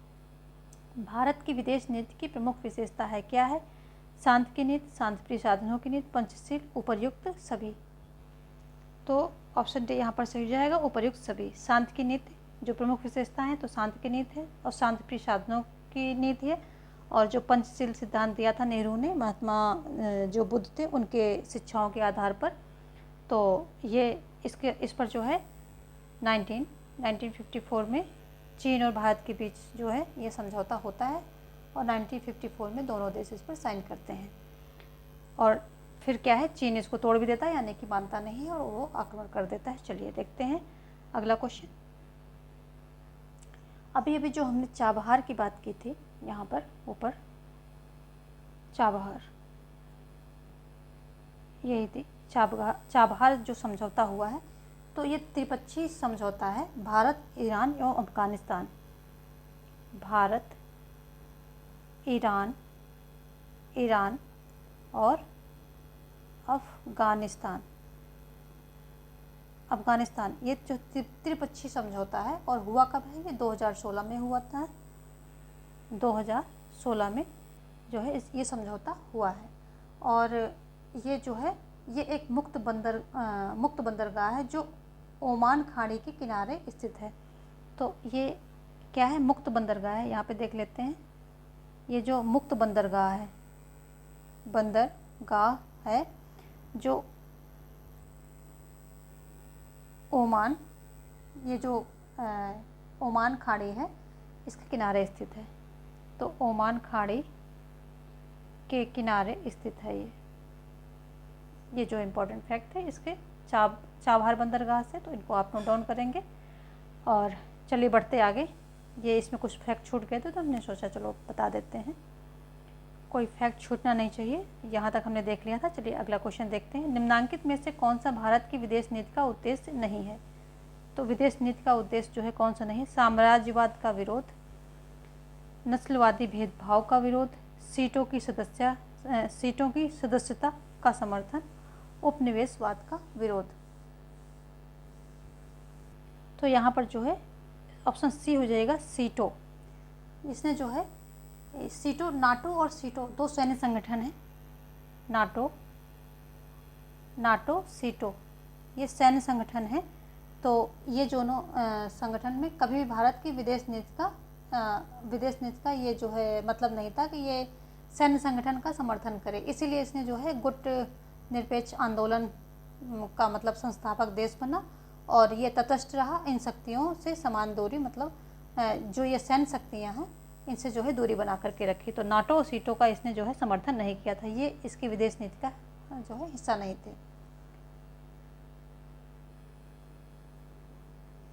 आगे देखेंगे हम अगला क्वेश्चन। निम्न में से कौन सा विदेश नीति के निर्धारकों में सम्मिलित नहीं किया गया है? ऐतिहासिक परंपराएं, आर्थिकी, अंतर्राष्ट्रीय न्यायालय, राष्ट्रीय हित। तो जो विदेश नीति होती है, तो कौन से जो है विदेश नीति के निर्धारक नहीं हैं? तो इसमें जो है अगर विदेश नीति के निर्धारक की बात करें तो अंतर्राष्ट्रीय जो न्यायालय है, ये जो किसी राष्ट्र की विदेश नीति है उसमें जो है इसको सम्मिलित नहीं किया जाएगा। आगे देखेंगे, यहाँ पर जो है ऑप्शन सी सही हो जाएगा। देखेंगे हम अगला क्वेश्चन। वैदेशिक नीति वैदेशिक संबंधों का सारभूत तत्व है, यह किसने कहा था? हाल्स्टी ने कहा था, डॉक्टर महेंद्र कुमार ने, या J.R. चाइल्ड्स ने, या जो है नार्थेज ने? किसने जो है ये कहा था? तो ये जो है J.R. चाइल्ड्स ने कहा था, वैदेशिक नीति वैदेशिक संबंधों का सारभूत तत्व है। ये J.R. चाइल्ड्स के द्वारा कहा गया था। ऑप्शन सी जो है यहाँ पर सही हो जाएगा। देखेंगे हम नेक्स्ट क्वेश्चन क्या कह रहा है। आसियान और चीन के मध्य एक समग्र आर्थिक सहयोग समझौते पर कब हस्ताक्षर किए गए? तो कब ये हस्ताक्षर हुए हैं? 2000 में। आसियान और चीन के मध्य की बात हो रही है। 2000 में, 2002 में, 2004 में, या 6 में। तो जो यहाँ से हम अंतर्राष्ट्रीय संबंध के क्वेश्चन ले लिए हैं हमने। अंतर्राष्ट्रीय संबंध पर अभी विदेश नीति पर हम भारत की जो विदेश नीति थी तो उस पर हम विदेश नीति पर क्वेश्चन देख रहे थे। यहाँ से अंतर्राष्ट्रीय संबंध को हमने ले लिया है। तो आसियान और चीन के मध्य एक समग्र आर्थिक सहयोग समझौते पर कब हस्ताक्षर हुए? तो ये हुए थे 2002 में। ऑप्शन जो है यहाँ पर ऑप्शन ए नहीं, 2002 बोल रहे हैं सही, और ऑप्शन 2002 में जो है हुए थे। क्या हो जाएगा? ऑप्शन बी यहाँ पर जो है सही हो जाएगा। और ये 4 नवंबर 2002 को हस्ताक्षर किया था। 4 नवंबर 2002 में ये हस्ताक्षर हुए थे। ऑप्शन बी जो है यहाँ पर सही हो जाएगा। देखेंगे हम अगला क्वेश्चन। निम्न में कौन सा कथन सही नहीं है? राज्य व्यवस्था में सुरक्षा का द्वंद्व एक महत्वपूर्ण विरोधाभास है। शस्त्रों की होड़ राज्यों की असुरक्षा अभिवृद्धि करती है। शस्त्र नियंत्रण एक हल है। लामबंद तैयार सेनाएं सभी की सुरक्षा अभिवृद्धि करती हैं। तो कूट यहाँ पर आपका कूट को प्रयोग करके सही आंसर जो है आपको देना है। तो यहाँ पर पूछ रहा है नहीं, तो नहीं, ये दोनों सेंटेंस सही है। राज्य व्यवस्था में सुरक्षा का द्वंद्व एक महत्वपूर्ण विरोधाभास है, ये भी सही है। और शस्त्रों की होड़ राज्यों की असुरक्षा अभिवृद्धि करती है, ये भी सही है। शस्त्र नियंत्रण एक हल नहीं है, ये नहीं है हल, तो ये गलत हो जाएगा। क्योंकि इसमें क्या होगा कि जिससे लामबंद तैयार सेनाएं सभी की सुरक्षा अभिवृद्धि जो है नहीं कर पाएंगी। तो और इसमें जो है राज्य व्यवस्था में सुरक्षा को लेकर विरोधाभास की स्थिति जो है बनी रहेगी। तो ये 2 क्वेश्चन सेंटेंस आपके हो जाते हैं गलत, और यहाँ पर जो है 2 सही होंगे। तो यहाँ पूछ रहा नहीं, तो कौन से जो है आपका 3rd और 4th किस में आ रहा है? 3rd एवं 4th। ऑप्शन यहाँ पर सही दिया ही नहीं, चलो इसी को बना लेते हैं। 3rd और 4th ये दोनों, ये ऑप्शन सी जो है आपका सही हो जाएगा, क्योंकि 3rd 4th गलत हैं। चलिए देखते हैं अगला क्वेश्चन क्या कह रहा है। बहुध्रुवी व्यवस्था के सापेक्ष द्विध्रुवी व्यवस्था की स्थिरता विषयक केनेथ वॉल्व के तर्क पर आधारित किसने अपना मत प्रस्तुत किया है? स्टैनली हाफमन ने, या चार्ल्स किंडल बर्गर ने, या जॉन मॉर्साइमर ने, या जॉन गैडिस ने? तो इसको पहले क्वेश्चन को समझो कि बहुध्रुवीता यानी कि जिसमें 2 जो राष्ट्र हैं, 2 ध्रुवीयता, जो बहुध्रुवीयता होती है व्यवस्था के सापेक्ष में द्विध्रुवी व्यवस्था स्थिरता विषयक केनेथ वॉल्व के तर्क पर आधारित किसने अपना मत जो है प्रस्तुत किया है? तो यहाँ द्विध्रुवीयता होना चाहिए। द्विध्रुवीयता, यहाँ बहुध्रुवी मतलब कि जहाँ पर 3 या 3 से अधिक राष्ट्र ऐसे हों जो शक्ति संपन्न हो, यानी कि बराबर की टक्कर के हों। और 2 ध्रुवीयता व्यवस्था में 2 राष्ट्र जो ऐसे होते हैं जो बराबर की टक्कर में होने, या कि 2 शक्ति संपन्न शक्ति की दृष्टि से शक्तिशाली राष्ट्र होते हैं। जैसे कि एक समय में विश्व 2 ध्रुव में बट गया था, अमेरिका और यूएसएसआर। तो उस समय 2 ध्रुवीय व्यवस्था थी। अभी क्या है? 1 ध्रुवीय व्यवस्था है। 1 ध्रुवीय यानी कि अमेरिका जो है एक सर्वशक्तिमान राष्ट्र के रूप में उभरा है। तो जो केनेथ वाल्जर और जॉन मर्साइमर, ये उन लोगों में से हैं जो तर्क देते हैं कि 2 ध्रुवीयता जो है अपेक्षाकृत अधिक स्थिरता उत्पन्न करती है। यानी कि जो 2 ध्रुवीय होती है, बहुध्रुवीय व्यवस्था के मतलब कंपेयर करें, सापेक्ष मतलब कंपेयर करना, बहुध्रुवीय व्यवस्था के उसमें सापेक्ष में जो 2 ध्रुवीय व्यवस्था है वो ज़्यादा स्थिरता प्रदान करेगी। तो कौन है? केनेथ वॉल्व के तर्क के आधार किसने अपना मत दिया था? तो इन्होंने, ये ऑप्शन सी हो जाएगा, जॉन मर्साइमर। क्योंकि केनेथ वॉल्व और जॉन मर्साइमर इन दोनों का मानना है कि 2 ध्रुवीय व्यवस्था जो है ज़्यादा स्थिरता देगी विश्व को, मतलब दुनिया को ज़्यादा स्थिरता देगी, ये इनका मानना है। चलिए देखते हैं अगला क्वेश्चन क्या कह रहा है। अंतर्राष्ट्रीय राजनीति में हॉटलाइन का तात्पर्य है सीधे संचार संपर्क सूत्र के द्वारा प्रतिकृति हस्तांतरण क्षमता, DCL के माध्यम से ग्राफिक सामग्री भेजना, राष्ट्रों सरकारों के प्रमुख के मध्य सीधा संचार संवाद, यह सभी। तो हॉटलाइन का मतलब आपको बताना है, यहाँ पर डी हो जाएगा, यह सभी। ये सभी जो है इसके अंतर्गत आ जाते हैं हॉटलाइन में। अंतर्राष्ट्रीय राजनीति में हॉटलाइन संचार का एक ये एक माध्यम है और इसमें होता क्या है कि बिना रुकावट के संवाद स्थापित हो जाता है। और अगर वर्तमान प्रेजेंट टाइम की बात करें तो अंतर्राष्ट्रीय स्तर पर संवाद हेतु यह एक क्या है, सशक्त माध्यम बन गया है। और भारत ने इसी माध्यम से कई बार चीन, अमेरिका एवं पाकिस्तान से संवाद जो है स्थापित किया है। तो डीएलसी के माध्यम से किसी फाइल या ग्राफिक सामग्री का हस्तांतरण भी किया जा सकता है। तो जो सीधे संचार संपर्क डीएलसी जो है, इसके माध्यम से किसी ग्राफिक वगैरह, ये तो डीसीएल है, डीसीएल के माध्यम से क्या है, ग्राफिक वगैरह भेजे जा सकते हैं। चलिए हम देखेंगे यहाँ पर जो है ऑप्शन डी जो है सही हो रहा है। देखेंगे अगला क्वेश्चन, स्टार वॉर प्रोग्राम का संबंध किस देश से है? स्टार वॉर प्रोग्राम का संबंध जो है किस देश से है? ऑप्शन है आपके सामने, यूएसए, इंग्लैंड, रूस एंड फ्रांस। तो ये जो है यूएसए से संबंधित है। ऑप्शन ए जो है यहाँ पर सही हो जाएगा। स्टार वॉर प्रोग्राम का संबंध इसी से है, यूएसए से है। और स्टार वॉर्स में मीडिया में जो चित्रित घटनाएं एक कल्पित आकाशगंगा में घटती हैं। आगे देखेंगे हम, द्वितीय विश्व युद्ध के उपरांत विश्व का स्वरूप हो गया था कैसा? एक ध्रुवी, दो ध्रुवी, बहुध्रुवी या द्विध्रुवीकरण। तो कौन सा जो है ढीला, यहाँ पर होगा ढीला दो ध्रुवीकरण। तो विश्व युद्ध के उपरांत जो है किसका, ये विश्व का स्वरूप, जो द्वितीय विश्व युद्ध था इसके उपरांत विश्व का स्वरूप दो ध्रुवी हो गया था। यानी कि जो सोवियत संघ और अमेरिका दो, और युद्ध के दौरान भी ये दो ध्रुवीय ही रहा था, क्योंकि इसमें जो है मित्र राष्ट्र और धुरी राष्ट्र, ये इसमें जो है गुट बटे हुए थे। तो मित्र राष्ट्र और धुरी राष्ट्र इसमें जो है इनके बीच में जो है दो गुट बटे हुए थे। तो आगे हम देखेंगे, यहाँ पर जो है बी ऑप्शन सही हो जाएगा, दो ध्रुवीकरण हुआ था। अगला है, किस विचारक ने अंतर्राष्ट्रीय राजनीति को शक्ति के लिए संघर्ष बताया है? शक्ति के लिए संघर्ष अंतर्राष्ट्रीय राजनीति को किसने बताया है? Quincy right, Charles स्लाइचर, मार्गेनथाउ,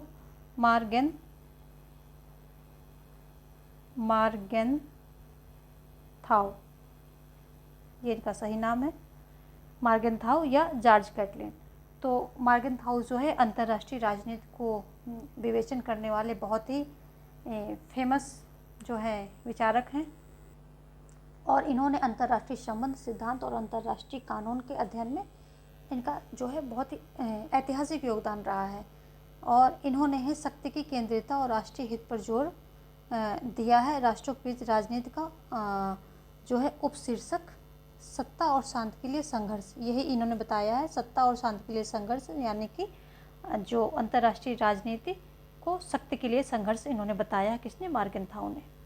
option C जो है यहाँ पर सही हो जाएगा। और अगला क्वेश्चन है, निम्न में से कौन खेल सिद्धांत का समर्थक नहीं था? थॉमस सेलिंग, मार्टिन शुबिक, चार्ल्स मैक्लेनलैंड या एच रैफा। तो कौन नहीं था? तो जो चार्ल्स मैक्लेलैंड हैं, ये जो है समर्थक नहीं थे। बाकी सभी जो है खेल सिद्धांत के समर्थक थे। खेल सिद्धांत क्या है? खेल सिद्धांत व्यवहारिक गणित की शाखा है जिसका प्रयोग समाज विज्ञान, अर्थशास्त्र, राजनीति शास्त्र, अंतर्राष्ट्रीय संबंध, कंप्यूटर साइंस और दर्शन में किया जाता है। तो ये हो गया ऑप्शन, यहाँ पर जो है ऑप्शन सी जो है सही हो रहा था। और देखेंगे हम नेक्स्ट क्वेश्चन क्या कह रहा है, निम्न में से कौन सा राष्ट्रीय शक्ति का सर्वाधिक स्थायी कारण है? नेतृत्व, लोकमत, प्रौद्योगिकी या भौगोलिक परिस्थिति। तो इनमें जो है सर्वाधिक स्थायी कारक क्या है? किसका? राष्ट्रीय शक्ति का पूछ रहा है।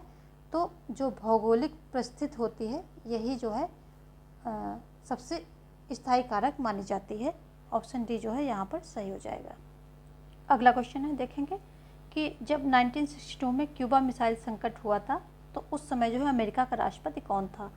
रिचर्ड निक्सन थे या JF कैनेडी थे या ट्रूमैन थे या फिर आइजनहावर थे? तो कौन थे उस समय? जो है JF कैनेडी थे। यानी कि यहाँ पर जो है ऑप्शन बी आपका सही हो रहा है। जब 1962 के क्यूबा मिसाइल संकट के समय अमेरिका के राष्ट्रपति जो है कैनेडी ही थे और सोवियत संघ द्वारा क्यूबा में एक मिसाइल अड्डा बनाने के निर्णय से केनेडी ने कड़ा विरोध किया था और क्यूबा में जो है सोवियत संघ प्रवेश रोकने हेतु तो कठोर नाकेबंदी कर दी गई थी। यानी कि वहाँ पर जो है अमेरिका के जहाज़ों को कर दिया था कि इनके जहाज़ जो है मतलब क्यूबा की तरफ जो है ना आ पाएँ। तो वहाँ पर अपने इसने जो नाकेबंदी को प्रभावशाली कर दिया था। कब किया? 24 अक्टूबर 1962 में। आगे देखेंगे हम जो है नेक्स्ट क्वेश्चन क्या कह रहा है कि मिखाइल गोर्बाचोव के ग्लासनोस्त नीति के अनिवार्य तत्व क्या हैं? आलोचना की स्वतंत्रता के सिद्धांत को प्रोत्साहन, क्या है? कम्युनिस्ट पार्टी के नेतृत्व की भूमिका की समाप्ति, मीडिया और प्रकाशन पर नियंत्रण को ढीला करना, कार्यपालक प्रेसिडेंसी की स्थापना। और आपको जो है नीचे कोड दिए गए हैं उससे जो है सही आंसर चुनना है। तो यहाँ पर जो है ये पहला सही हो जाएगा, आलोचना की स्वतंत्रता के सिद्धांत को प्रोत्साहन और मीडिया और प्रकाशन पर नियंत्रण को ढीला करना। तो ये ऑप्शन बी यहाँ पर सही हो जाएगा। कैसे ये सही हो रहे हैं वो देखेंगे कि जब ये 1985 में गोर्बाचोव सत्ता में आते हैं, ये जो सोवियत यूएसएसआर के राष्ट्रपति बनते हैं 1985 में, तो इन्होंने कुछ सुधार करने की जो पहल की और उन्होंने शांति और प्रगति को सोवियत संघ की विदेश नीति का आधार बनाया था। और रूस की गृह नीति में गोर्बाचोव ने 2 बिंदु जोड़े थे। एक तो ग्लासनोस्त था जिसका यहाँ पर वर्णन दिया गया है और दूसरा था पेरोस्त्रोइका। पेरोस्त्रोइका ये 2 वर्ड जोड़े थे। और ग्लासनोस्त का मतलब ये था कि खुलेपन का अर्थ, ग्लासनोस्त अर्थात खुलेपन, यानी ग्लासनोस्त का मतलब होता था खुलेपन। इसका अर्थ था कि रूस की लोकतांत्रिक समाज से जोड़ना। जो रूस था वो उतना ज़्यादा लोकतांत्रिक नहीं था, तो उसको लोकतांत्रिक समाज से जोड़ना और शासक की नीतियों की आलोचना करने की स्वतंत्रता तथा मीडिया और प्रकाशन पर नियंत्रण को ढील दी गई थी। तो आलोचना यानी कि सरकार जो है शासन की स्वतंत्रता जो है आलोचना की स्वतंत्रता सिद्धांत को प्रोत्साहन दिया था और मीडिया प्रकाशन को ढील दी गई थी। तो जो ग्लासनोस्त है ये इसका मतलब है खुलापन, और खुलेपन के अंदर ये 2 चीज़ें दी गई थी। जो गोर्बाचोव थे ये इन्होंने क्या था यूएसएसआर के अंदर कुछ जो है सुधार शुरू किए थे, लेकिन वो सारे विफल हो गए और फिर सोवियत यूएसएसआर जो है टूट जाता है। तो ऑप्शन बी यहाँ पर सही हो जाएगा। देखेंगे हम अगला क्वेश्चन। ये सारी बातें जो हैं हमने एनसीईआरटी में पढ़ा रखी हैं। पूरा यहाँ जितना पेपर आया है सारा एनसीईआरटी में पढ़ाया हुआ है, और तो इसीलिए कहते हैं कि एनसीईआरटी जो है बहुत इम्पॉर्टेंट है। जो आपके अंतर्राष्ट्रीय संबंध हैं, विदेश नीति हैं, इसमें 12th की जो एनसीईआरटी है वो बड़ी ही महत्वपूर्ण है। उसी को हमने लिया है। ये अभी 1 वीक में हमने लगभग सारे चैप्टर दे दिए हैं, सिर्फ एक चैप्टर बचा है। तो ये सब उसी से हैं, सारे क्वेश्चन आपके वहीं से आ रहे हैं। निम्नलिखित में से किसने परमाणु अप्रसार संधि पर हस्ताक्षर किए हैं? भारत ने, पाकिस्तान ने, इजराइल ने या ईरान ने? किसने किए हैं? यहाँ पर जो है जो ये ईरान है, ऑप्शन डी यहाँ पर सही हो जाएगा कि ईरान ने जो है सिर्फ परमाणु हथियार, जो परमाणु अप्रसार संधि है जिसको एनपीटी बोलते हैं, नॉन प्रोलिफरेशन ट्रीटी, इस पे जो है हस्ताक्षर इसी ने किए हैं। भारत, पाकिस्तान, इजराइल तथा दक्षिणी सूडान इन सब ने जो है इस संधि पर हस्ताक्षर नहीं किया गया, क्योंकि ये एक भेदभावपूर्ण जो है ट्रीटी है। तो और इस पे जो है इन देशों ने हस्ताक्षर नहीं किए हैं। और ये देश जो है मेनली ये कहते हैं कि जो 1967 के पहले जिनके पास जो परमाणु संपन्न शक्ति देश हैं वही रहेंगे, आगे ना कोई प्रयोग कर सकता है, ना हथियार बना सकता है। और ये परमाणु जो अप्रसार संधि है तो क्या है कि परमाणु हथियार को बनाने पर जो है नियम और कानून लाती है, और तो ये पक्षपातपूर्ण है, तो इसमें इन देशों ने जो है हस्ताक्षर नहीं किए हैं। तो ये संधि जो है 1968 में ये संधि सभी राष्ट्रों के समस्त जो है हस्ताक्षर के लिए प्रस्तुत की गई थी, और जो 1970 में इसे लागू कर दिया था। 1970 में 68 में जो है 1968 में सभी राष्ट्रों के प्रति इसको प्रस्तुत किया गया, समक्ष रखा गया, और 1970 में इसको लागू कर दिया जाता है। और 191 देशों का समर्थन वाली ये संधि है। कितने हैं? 191 देश इसको समर्थन दिए हुए हैं। और 1995 को अनिश्चित काल के लिए इसको लागू कर दिया गया है। कब? 1995 में अनिश्चित काल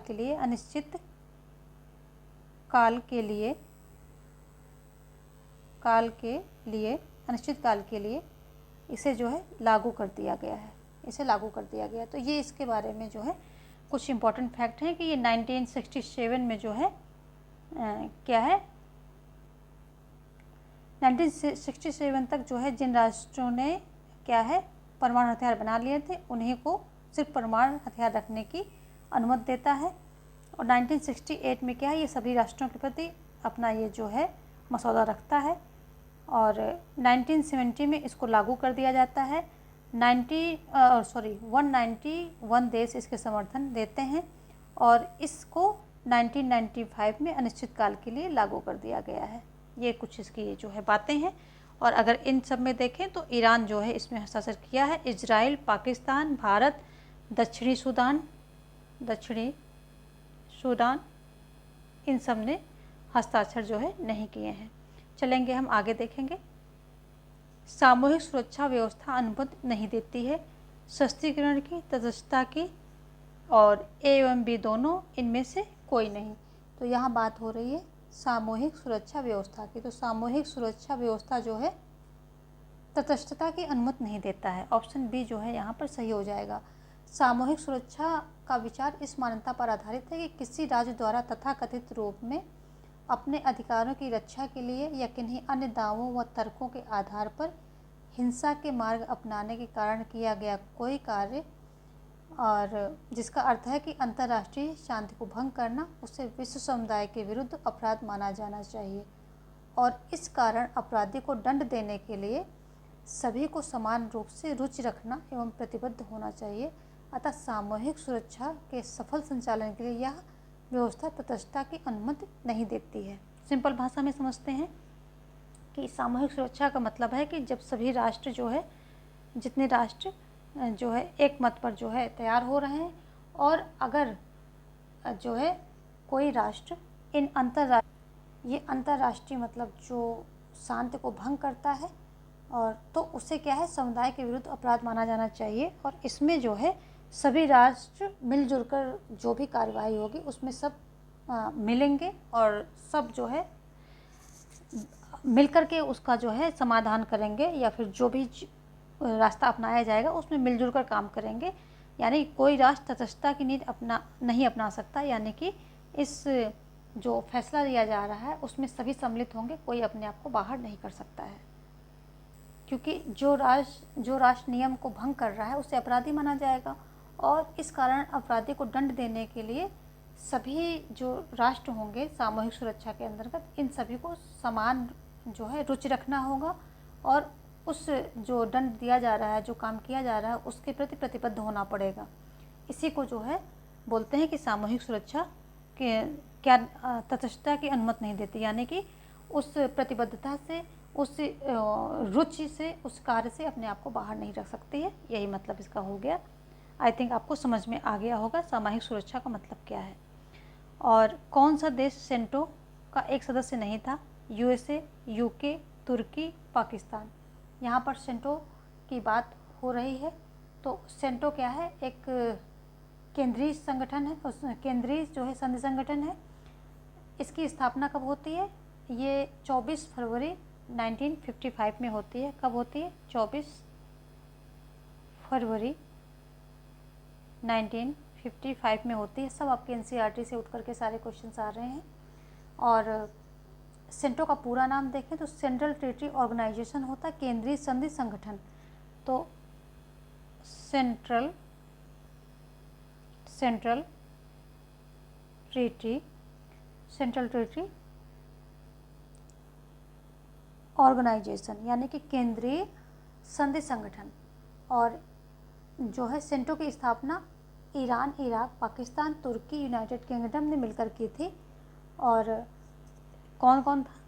ये ईरान, इराक, पाकिस्तान, तुर्की, यूनाइटेड किंगडम ने मिलकर की थी। तो इसमें कौन, जो यूएसए है ये नहीं होगा। तो ईरान ने की थी, इराक ने की थी, ईरान, इराक, तुर्की, पाकिस्तान और यूके, इतने लोगों ने मिलकर के जो है, यूनाइटेड किंगडम कह दें चाहे यूके शॉर्ट में कह दें, तो इतने लोगों ने इसकी जो है स्थापना मिलकर की थी। और इसका मुख्यालय अंकारा में है।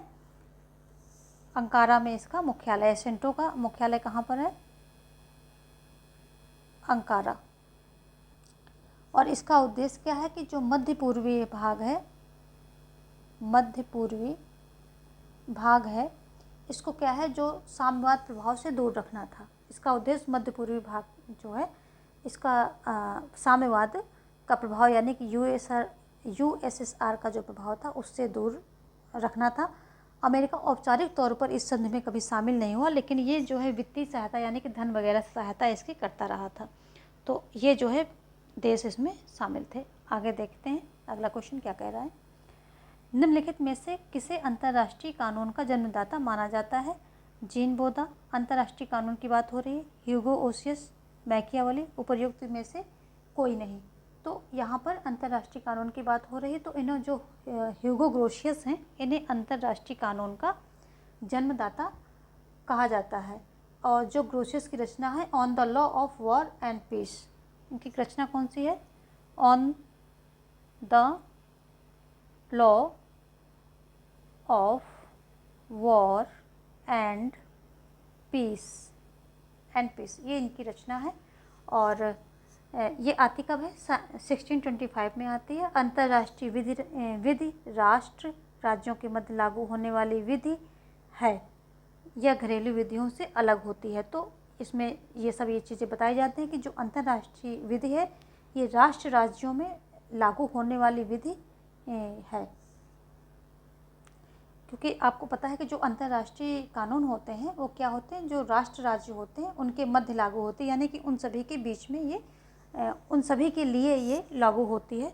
और ये जो घरेलू विधियाँ होती हैं यानी कि किसी राष्ट्र के जो अंदरूनी कानून होते हैं उनसे अलग होती है। तो ये तो आपको पता ही है कि अंतर्राष्ट्रीय कानून और घरेलू कानून में अंतर होता है, ये आपको पता है। ठीक है, ऑप्शन बी जो है यहाँ पर सही हो जाएगा। देखेंगे हम अगला क्वेश्चन।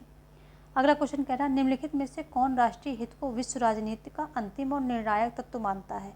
राष्ट्रीय हित को विश्व राजनीति का अंतिम और निर्णायक तत्व कौन मानता है? मार्गेनथाउ, वीवी हाइक, जोसेफ फ्रैंकल या पाल सीवरी। तो ये जो है अंतिम और जो राष्ट्रीय हित को विश्व राजनीति का अंतिम और निर्णायक तत्व मानने वाले मार्गेनथाउ हैं। और मार्गेनथाउ के अनुसार राज्य के कार्य राष्ट्रीय हितों के द्वारा निर्देशित होते हैं, नैतिकता व विधि के द्वारा नहीं।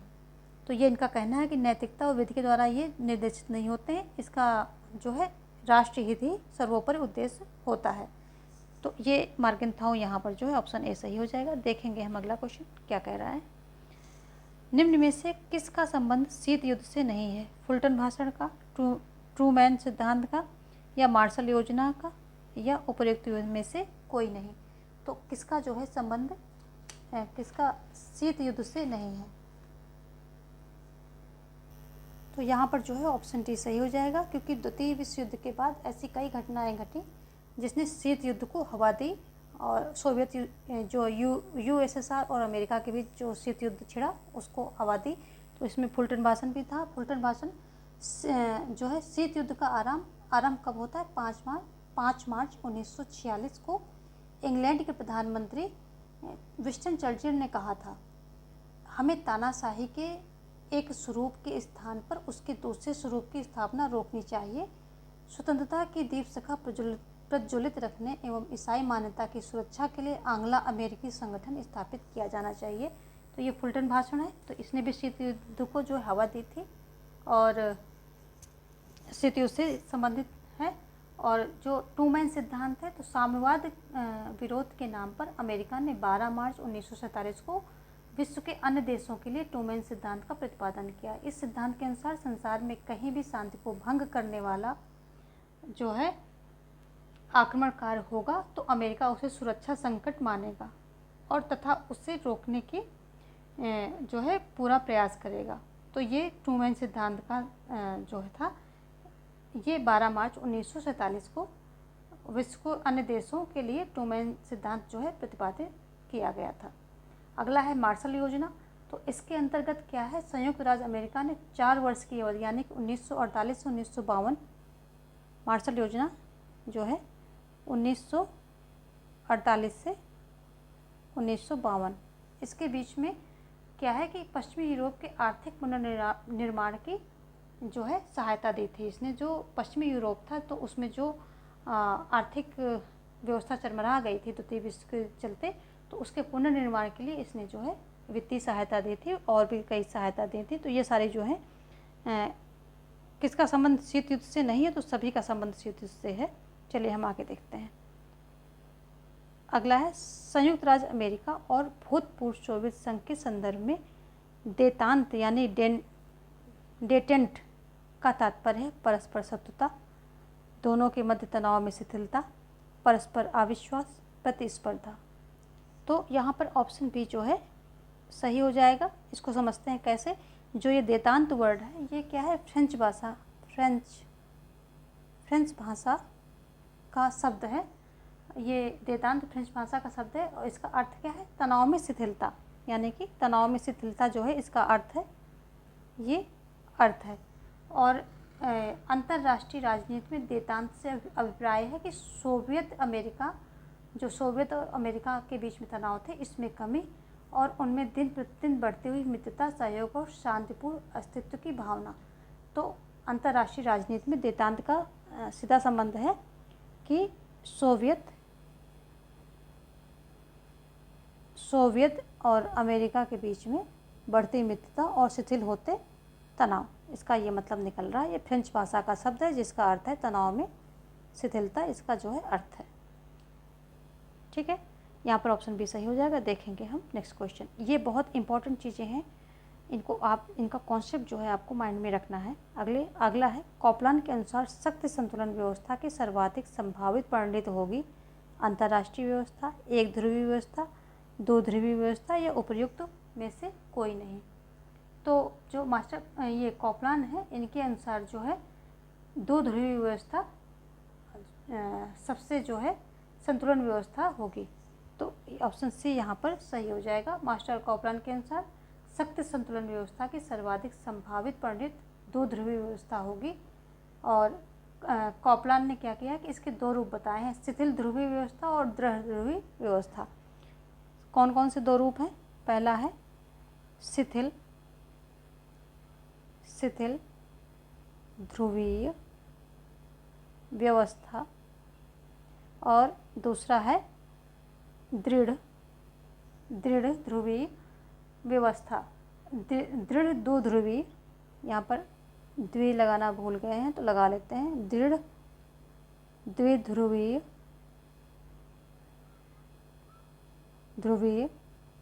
व्यवस्था। तो शिथिल दो ध्रुवीय व्यवस्था और दृढ़ द्विध्रुवीय व्यवस्था, ये दो प्रकार के इन्होंने रूप दिए हैं। और इन्होंने माना है मार्टिन कॉपलान ने कि संतुलन व्यवस्था की सर्वाधिक संभावित जो है परिणति क्या होगी, दो ध्रुवीय व्यवस्था ही होगी। ऑप्शन जो है सी यहाँ पर सही हो रहा है। आगे देखेंगे, शांति के लिए एकता प्रस्ताव से संयुक्त राष्ट्र संघ के किस अभिकरण की शक्ति में वृद्धि होती है? एकता प्रस्ताव से संयुक्त राष्ट्र संघ के किस अभिकरण में वृद्धि होती है? महासभा में, अंतर्राष्ट्रीय न्यायालय, सुरक्षा परिषद या न्यास परिषद। तो किस अभिकरण में शक्ति की वृद्धि होगी? महासभा। कैसे होगी देख लेते हैं। शांति के लिए एकता प्रस्ताव कब आता है? 1950 में जो है पारित होता है। और पूर्व संयुक्त राष्ट्र संघ की सर्वाधिक महत्वपूर्ण संस्था सुरक्षा परिषद थी। और ये प्रस्ताव पारित होने से क्या हुआ कि ये जो महासभा है, तो इस प्रस्ताव ने क्या हुआ कि जो महासभा है उसके कार्य में बहुत अधिक जो है उसके कार्यों को महत्वपूर्ण बना दिया। महासभा को सुरक्षा परिषद से अधिक महत्वपूर्ण बना दिया है। और 3 नवंबर 1950 को शांति के लिए एकता प्रस्ताव पारित किया गया था, जिसने जो है महासभा के कार्य प्रथा और शक्तियों का महत्व बढ़ गया, यानी कि जो इसके कार्य क्षेत्र है और शक्तियाँ हैं वो बढ़ जाती हैं। तो महासभा में जो है ये इसकी शक्ति में वृद्धि होती है। किसके? शांति के लिए एकता प्रस्ताव, जो कि कब आया था? 3 नवंबर 1950 को आया था। 3 नवंबर 1950 आया था और महासभा की शक्तियों में वृद्धि कर किया है इसने। देखेंगे हम अगला क्वेश्चन, यहाँ पे ऑप्शन ए सही है। देखेंगे पॉलिटिक्स एमंग नेशन किस जो है पुस्तक किसके द्वारा लिखी गई है? H.J. मार्गेंथाउ द्वारा, या पामर एंड परिकिंस द्वारा, या E.H. कार द्वारा, या उपयुक्त में से कोई नहीं। तो जो पॉलिटिक्स एमंग नेशंस है ये 1948 में लिखी जाती है। 1948 काफ़ी इम्पोर्टेंट जो है पुस्तक है, तो इसको जो है आप थोड़ा सा इसका डेट भी याद रखेंगे। और ये H.J. मार्गेंथाउ द्वारा, जो मार्गेंथाउ हैं इनके द्वारा लिखी जाती है। और यह अंतर्राष्ट्रीय राजनीति का पहला ऐसा ग्रंथ है जिसका निर्माण सैद्धांतिक पृष्ठभूमि के आधार पर हुआ है। मार्गेंथाउ की अन्य प्रमुख अगर कृतियाँ हम देखें तो यह है साइंटिफिक मैन बनाम पावर पॉलिटिक्स। इनकी कृतियाँ जो है काफ़ी इम्पोर्टेंट हैं, इनको आप देख लीजिए। ये अंतर्राष्ट्रीय राजनीति के जो है काफ़ी उभरे हुए विचारक हैं। तो साइंटिफिक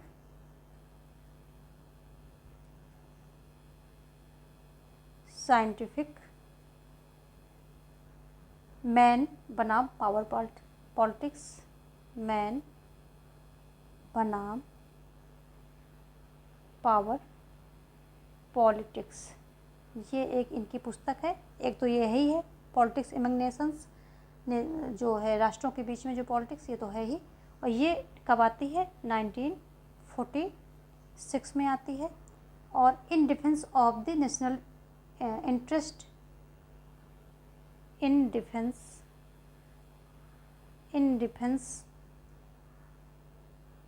ऑफ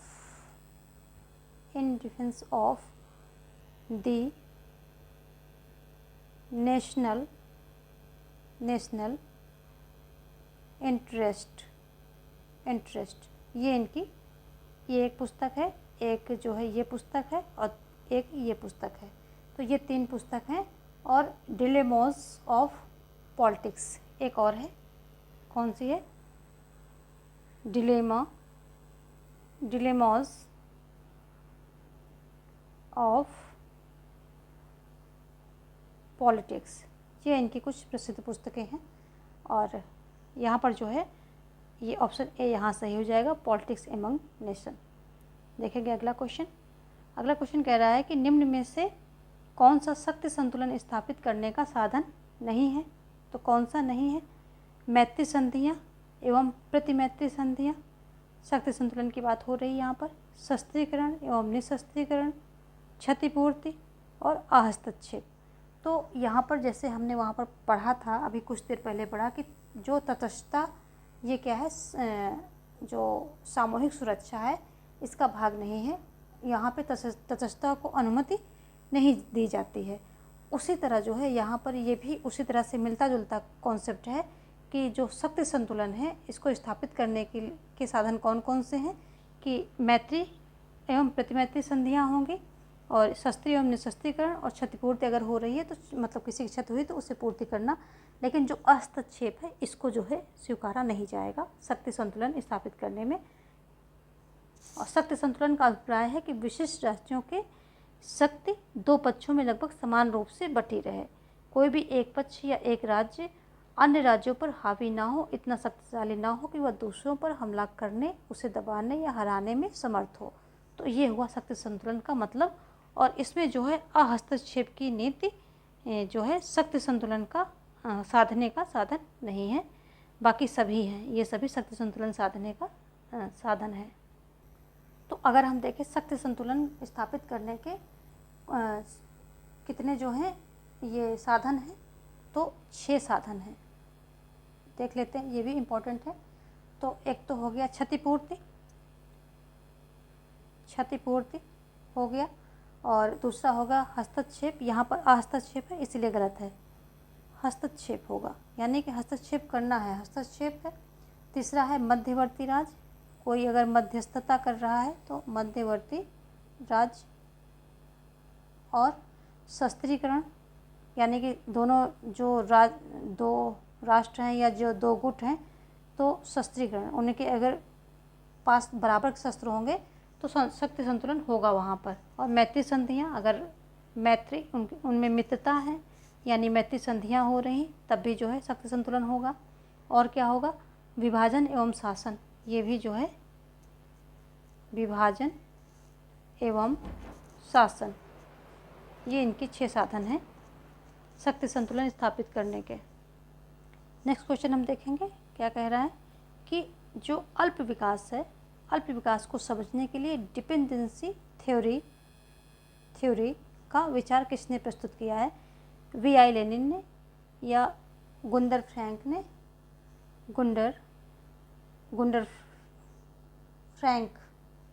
फ्रांक ने या सामिर अमीन ने या उपर्युक्त में से कोई नहीं। तो जो ये पराश्रिता सिद्धांत है यानी कि जो डिपेंडेंसी थ्योरी का विचार है, पराश्रितता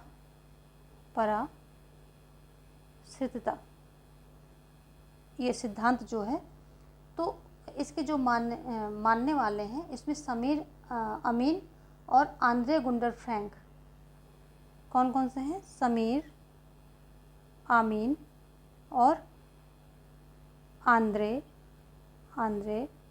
गुंडर फ्रैंक, ये जो हैं। और इनके अनुसार क्या है कि तीसरी दुनिया के देश अविकसित नहीं है अपितु अल्प विकसित हैं। तो ये क्या कहते हैं कि अविकसित नहीं है, ये अल्प विकसित हैं, यानी कि इनका कम विकास हुआ है। और ये अविकसित यानी कि बिल्कुल ही विकसित नहीं है, ऐसा नहीं है। तो अविकसित नहीं अपितु अल्प विकसित हैं। इनका मानना क्या है? अविकसित नहीं अपितु